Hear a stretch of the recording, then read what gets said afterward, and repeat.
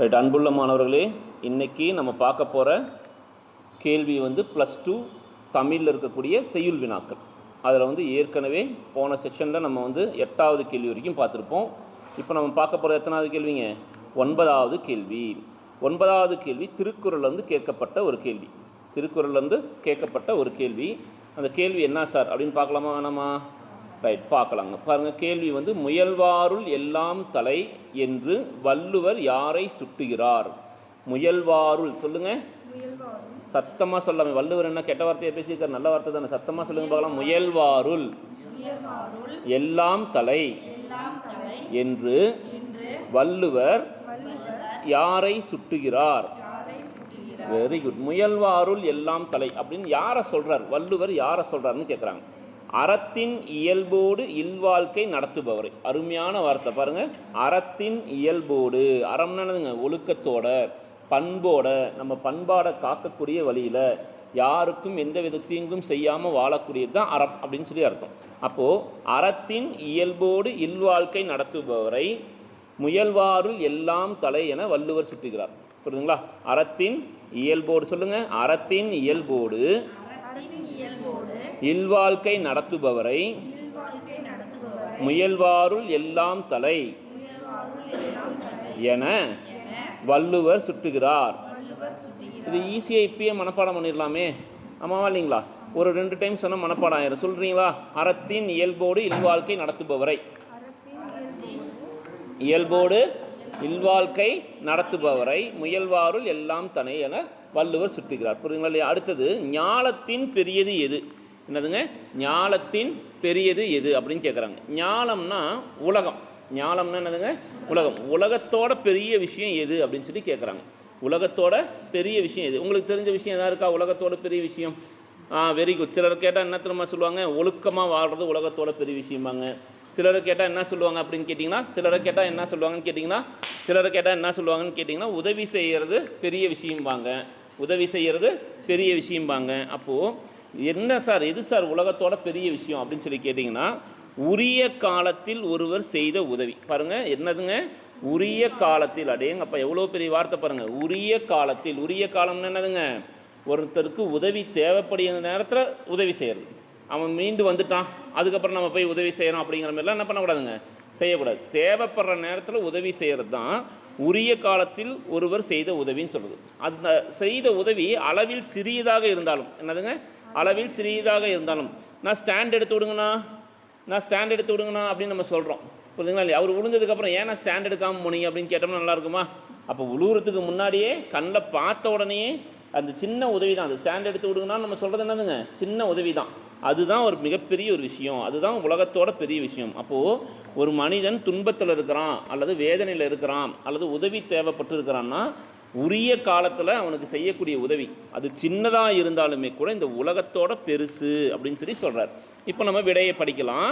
உரிய காலத்தில் ஒருவர் செய்த உதவி அளவில் சிறியதாக இருந்தாலும் அது செய்யப்பட்ட காலத்தை நோக்கும்போது ஞாலத்தின், அதாவது பிராக்கெட்டில் என்ன கொடுத்துருக்காங்க? உலகத்தின் அளவை விட மிகப்பெரியதாகும் அப்படின்னு சொல்லியிருக்கிறாங்க. புரியுங்களா? இப்போ ஒரு டைம் சத்தமாக படிக்கலாமா நம்ம? உரிய காலத்தில் ஒருவர் செய்த உதவி அளவில் சிறியதாக இருந்தாலும் அது செய்யப்பட்ட காலத்தை நோக்கும்போது ஞாலத்தின் அளவை விட மிகப்பெரியதாகும். அவ்வளோதான் அந்த கேள்விக்கான ஆன்சர். புரியுங்களா? ரைட். அடுத்தது, மறக்கக்கூடாதது மறக்கக்கூடியது. அடடா, இது நம்ம கேள்வியாச்சே. மறக்கக்கூடாதது என்னதுங்க? பப்ளிக் எக்ஸாம் டைம் டேபிள் வரக்கூடிய நவம்பர் 4ஆம் தேதி நம்ம 2025 வருஷம் என்ன பண்ணுறாங்க? பப்ளிக் எக்ஸாம் டைம் டேபிள் வெளியிடுறாங்க. புரியுதுங்களா இல்லைங்களா? இப்போ நம்ம ரெக்கார்ட் பண்ணிகிட்ருக்கோம். வர 4ஆம் தேதி என்னதுங்க? என்ன பண்ணுறாங்க? பப்ளிக் எக்ஸாம் டைம் டேபிள் வெளியிடுறாங்க. டைம் டேபிள் எதுக்கு வெளியிடுறாங்க? மக்கள் மறந்துடக்கூடாது, பரீட்சைன்னு ஒன்று மறந்துடக்கூடாது, என்னன்னைக்கு என்னென்ன பரீட்சைன்னு தெரியணும். அப்போ மறக்கக்கூடாதது பப்ளிக் எக்ஸாம் டைம் டேபிள். மறக்கக்கூடியது என்னதுங்க? நம்ம இவ்வளோ நேரம் படிக்கிறோமே அதெல்லாம். அப்படியா? அப்படி இல்லை. அப்போ மறக்கக்கூடாதது எது, மறக்கக்கூடியது எதுன்னு பார்க்குறோம். மறக்கக்கூடாதது பிறர் செய்த நன்மையை. யார் மறக்கக்கூடாதுங்க? பிறர் நமக்கு செய்த நன்மையை நம்ம என்ன பண்ணக்கூடாது? மறக்கவே கூடாது. மறக்கக்கூடியது என்னென்னா அப்படியே ஆப்போசிட். பிறர் செய்த தீமையை, நம்ம பயங்கரமான ஆட்கள், பிறர் செய்த தீமையை மனசில் வச்சுக்கிட்டு அவனை எப்படி வஞ்சம் வாங்கலாம், எப்படி பழி வாங்கலாம் அப்படின்னு தான் நம்ம நினச்சிட்டு இருப்போம். அதுலேயே பாதி பொழப்பு நமக்கு போயிடும். அப்படிலாம் இருக்கக்கூடாது. இப்போ எதை மறக்கக்கூடாதுன்னா, பிறர் நமக்கு செய்த நன்மையை என்றென்றும் மறக்கக்கூடாது. எது மறக்கக்கூடியதுன்னா, பிறர் செய்த தீமையை அன்றே அப்பொழுதே மறந்துவிட வேண்டும் அப்படிங்கிறது தான். ஓகேங்களா? அடுத்தது பாருங்கள், செல்வம் இருப்பதற்கான வழியாக வள்ளுவம் உரைப்பன யாவைன்னு கேட்டுக்கிறாங்க. செல்வம்னா என்னங்க? பணம், வசதி, வாய்ப்பு அப்படின்னு நம்ம நம்புகிறோம். உண்மையான செல்வம் என்ன சொல்லுங்கள் பார்க்கலாம்? ஆரோக்கியம். உண்மையான செல்வம் என்னதுங்க? ஆரோக்கியம். இங்கே என்ன சொல்கிறார் அப்படின்னு கேட்டிங்கன்னா, பணத்தை பற்றி தான் சொல்கிறாரு. செல்வம் இருப்பதற்கான வழியாக, செல்வம் நம்மக்கிட்டேயே இருக்கணும்னா என்ன பண்ணணும்? செல்வம் சம்பாதிக்கிறது ஒரு பக்கம் இருந்தாலுமே கூட, இந்த சம்பாதித்த செல்வம் நம்மக்கிட்டேயே இருக்கணும்னா என்ன பண்ணணும் அப்படின்னு ஒரு கேள்வி இருக்குது. பாருங்கள், ஒருவர் சேர்த்து வைத்த செல்வம், அதாவது சம்பாதித்த செல்வம் குறையாமல் இருப்பதற்கு, அது குறையாமல் இருக்கணும்னா பிறர் பொருளின் மீது விருப்பம் கொள்ளாதிருத்தலே சிறந்த வழியாகும். பிறர் பொருளின் மீதுனா என்னதுங்க? அடுத்தவங்க பொருள். நம்மகிட்டே நிறைய இருக்கும், ஆனால் அடுத்தவங்க பார்த்தோன்னா என்ன பண்ணுவோம்? அதுமாரி இருந்தால் கூட நல்லா இருக்குமே அப்படின்னு சொல்லிட்டு நம்ம என்ன பண்ணுவோம்? சொல்லியிருப்போம், விருப்பப்பட்டிருப்போம். அதுமாரி இருக்கக்கூடாது. அப்போ அடுத்தவங்க பொருளை பார்த்து விருப்பப்படாமல் இருந்தீங்கன்னா உங்ககிட்ட இருக்கிற செல்வம் என்ன ஆகுதுங்க? குறையாது. புரியுதுங்களா இல்லையா? இந்த செல்வத்தை பற்றி நம்ம எக்கனாமிக்ஸில் நிறைய படிப்போம், அதாவது பொருளியலில் நிறைய படிப்போம். அப்போ நம்ம விரிவாக சொல்லலாம். இப்போதைக்கு வள்ளுவர் என்ன சொல்கிறாருன்னா, ஒருவர் சேர்த்து வைத்த செல்வம் குறையாமல் இருப்பதற்கு பிறர் பொருளின் மீதும் விருப்பம் கொள்ளாதிருத்தலே சிறந்த வழியாகும். அடுத்து, சினத்தை ஏன் காக்க வேண்டும்? பாருங்கள், 13வது கேள்வி, சினத்தை ஏன் காக்க வேண்டும். இதேமாரி தான் அப்படியே முன்னாடியே பார்த்தீங்கன்னா நம்ம சொல்லியிருப்போம். சினம் அப்படிங்கிற கேள்வி ஏற்கனவே நம்ம என்ன பண்ணியிருப்போம்? ஒரு டைம் படித்த மாரி இருக்கும். ஞாபகம் இருக்கா? ஏற்கனவே படித்தோம். சினத்தை ஏன் காக்க வேண்டும் ஏற்கனவே படித்தோம். ஒருவர் தன்னை காத்துக்கொள்ள வேண்டுமானால் சினம் வராமல் காத்துக்கொள்ளணும். முதல்ல நம்மளை பாதுகாத்துக்கணும்னு நம்ம என்ன பண்ணுங்க? என்னதுங்க? நம்மளை பாதுகாத்துக்கணும்னா என்ன பண்ணணும்? கோபம் வராமல் நம்ம பாதுகாக்கணும். நம்மளை கெடுக்கிற ஒரு பெரிய விஷயம் என்னென்னா, வெளி வட்டாரம் இல்லை, வெளியிலேருந்துலாம் யாரும் வந்து நம்மளை கெடுக்க தேவையில்லை. நம்ம முன்னாடி இருக்கக்கூடிய முன்கோபம், எதையுமே ஆராய்ச்சி பண்ணாமல் இருக்கக்கூடிய முன்கோபம். அப்போ முன்கோபம் அப்படிங்கிறதும் கோபம் அப்படிங்கிறது தான் சினம். அந்த சினத்தை நம்ம கட்டுப்படுத்திக்கிட்டோம்னா நம்மளே காப்பாற்றிக்கலாம். நம்மளே கெடுத்துக்கணும் அப்படின்னா என்ன பண்ணணும்? கோபப்படணும்னு அர்த்தம். இப்போ நீங்கள் கோபப்பட போகிறீங்களா இல்லையான்னு கூட பாருங்கள். ஒருவன் தன்னை காத்துக்கொள்ள விரும்பினால் சினம் வராமல் காத்துக்கொள்ள வேண்டும். ஏனெனில் சினம் அதை கொண்டவரையே அழித்துவிடும். யார் கோபப்படுறாங்களோ அவங்களையே அழிச்சிருங்கிறாங்க. இதில் உண்மையை சொல்லணுன்னாங்க, பயங்கரமான சண்டை நடக்குது. பொறுமையாக இருக்கிறவனை பார்த்தா நம்ம ஆளுங்க என்ன சொல்லுவாங்க? ஏன் இவர் இப்படி பொறுமையாக இருக்கிறாரு? சரியான எப்படி சொல்லுவாங்க? நான் தேவையில்லாத வார்த்தையெல்லாம் சொல்ல விரும்பல. ஏன் இப்படி இருக்கார்? ரொம்ப வெகுளியாக இருக்கிறாரு, அந்த ஆள் இப்படி திட்டுறான் அப்படின்னு. ஆனால் பார்த்தீங்கன்னா யார் ஜெயிச்சிருப்பா? அந்த பொறுமையாக இருந்தவன் தான் ஜெயிச்சிருப்பேன். சரிங்களா? அப்போது என்றைக்குமே பொறுமை முக்கியம். கோவப்பட்டவன் தோற்றுருவான். சரிங்களா? கோவப்பட்டவன் தோற்றுருவான். அடுத்தது பாருங்க, ரொம்ப இன்ட்ரெஸ்டிங்கான கேள்வி. வசனம், கவிதை. சொல்லுங்கள். வசனம், கவிதை. வசனம்னா ஏதாவது ஒரு வசனம் பேசலாமா? வசனம்னா என்னங்க? உரையாடுவது. வசனம்னா திரை, கிஸ்தி, வரி, வட்டி, யாரை கேட்கிறாய் வரி, எதற்கு கேட்கிறாய் கிஸ்தி, எங்களோடு வயலுக்கு வந்தாயான்னு ஒரு வசனம் பேசுனாங்களா? அடா, அருமையாக வசனம் பேசுகிறாருப்பா. யார்? ரஜினிகாந்த் பேசுவார் அந்த வசனத்தை. யார் பேசுவா சொல்லுங்க பார்க்கலாம். நீங்களாம் 2K கிட்ஸு. கெட்ட பொம்மன் இல்லை, கட்டபொம்மன். யாருங்க? கட்டபொம்மன். வீரபாண்டிய கட்டபொம்மன். வீரபாண்டிய கட்டபொம்மனை யார் நடிச்சிருப்பாரு? சினிமா படத்தில் வீரபாண்டிய கட்டபொம்மனை யார் நடிச்சிருப்பாரு? யாருங்க? செவாலியே சிவாஜி. மரியாதையாக சொல்லணும், அவரெல்லாம் எவ்வளோ பெரிய நடிகர். இப்போ செவாலியே சிவாஜி அவர்கள் நடிச்சிருப்பார். அவர் அந்த வசனம் பேசுவார். வசனம்னா என்னன்னு தெரியுதா? இப்போது உரையாடுவது. நம் நினைத்ததை, நம் மனதில் இருப்பதை உரையாடுறதுக்கு பேர் தான் வசனம். புரியுங்களா? அந்த வசனம் பேசுகிறது எப்படி? கவிதை.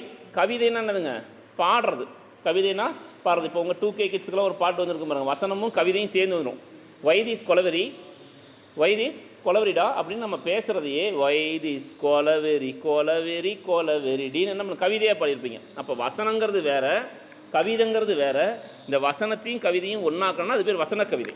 இப்போ வசனம்னா என்னன்னு பார்க்கலாம். சொற்களை சேர்த்து எழுதும்போது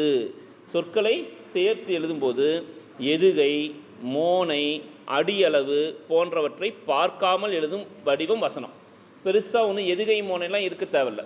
எதிர்த்தாப்பில் இருக்கிறவங்களுக்கு புரிகிற மாதிரி இருந்தாவே போதும். அதுதான் என்னதுங்க? வசனம். அதுவே கவிதையாக இருந்தால் எதுகை மோனைலாம் வேணும். கவிதையாக இருந்தால் என்னதுங்க? எதுகை மோனைலாம் வேணும். எதுகை மோனைன்னா என்ன தெரியுமா உங்களுக்கு? மோனைனா முதல் எழுத்து ஒன்றி வருவது. மலர்ந்தும் மலராத பாதி மலர் போல. பாருங்கள், மா மா, மலர்ந்தும் மலராத அப்படின்னு மால ஆரம்பிக்குது. இது எதுகை, இது வந்து மோனை. சரிங்களா? எதுகைனா இரண்டாவது எழுத்து ஒன்று வருது. இயபுனா இறுதி எழுத்து ஒன்று வருது. அக்கடான்னு நாங்கள் உட போட்டா, துக்குடான்னு நீங்கள் எடை போட்டா. எப்படி முடியுதுங்க? டா. டா அப்படின்னு கொடுது. புரியுதா இல்லைங்களா? சட்டி சுட்டதடா, புத்தி கெட்டதடா, நெஞ்சை தொட்டதடா, ஆரவார பேய்கள் எல்லாம் ஓடிவிட்டதடா, டா டான்னு முடியுதா இல்லைங்களா? இதெல்லாம் என்னென்னா இயப். அப்போது ஆரம்பிக்கும் போது இப்படி தான் ஆரம்பிக்கணும், முடியும் போது இப்படி தான் முடியணும் அப்படின்னு இலக்கண நடையெல்லாம் பயன்படுத்தி, அந்த கிராமரெல்லாம் பயன்படுத்தி எழுதுனா அது பேர் கவிதை. அதெல்லாம் ஒன்றும் இல்லைங்க, எதிர்த்தாப்பில் இருக்கிறவனுக்கு புரிகிற மாதிரி நம்ம பேசினாவே போதுங்க அப்படிங்கிற மாதிரி இருந்தால் அது என்னதுங்க வசனம் அப்படின்னு நம்ம மனசில் வச்சுக்கலாம். அப்போ வசனம்ங்கிறது சொற்களை சேர்த்து எழுதும்போது எதுகை, மோனை, அடியளவு போன்றவற்றை பார்க்காமல், அது முக்கியமாக அண்டர்லைன் பண்ணிக்கணும், என்னதுங்க, பார்க்காமல் எழுதும் வடிவம் வசனம். அதுவே கவிதை யாப்பிலக்கண கோட்பாடுகளுக்குள், புரியுங்களா? யாப்பிலக்கணம் என்னதுங்க, இலக்கண கோட்பாடுகளுக்குள்ள இலக்கணப்படி நம்ம எழுதுறதுக்கு பேர் தானே கவிதை அப்படிங்கிறாங்க. அடுத்தது கலிவிழா ஒளிவிழா. இந்த கேள்வி அடுத்ததாக நம்ம பார்ப்போம். இதில் ஏதாவது டவுட் இருந்ததுன்னா நீங்கள் கேட்டு எங்ககிட்ட தெரிஞ்சுக்கோங்க. நன்றி, வணக்கம்.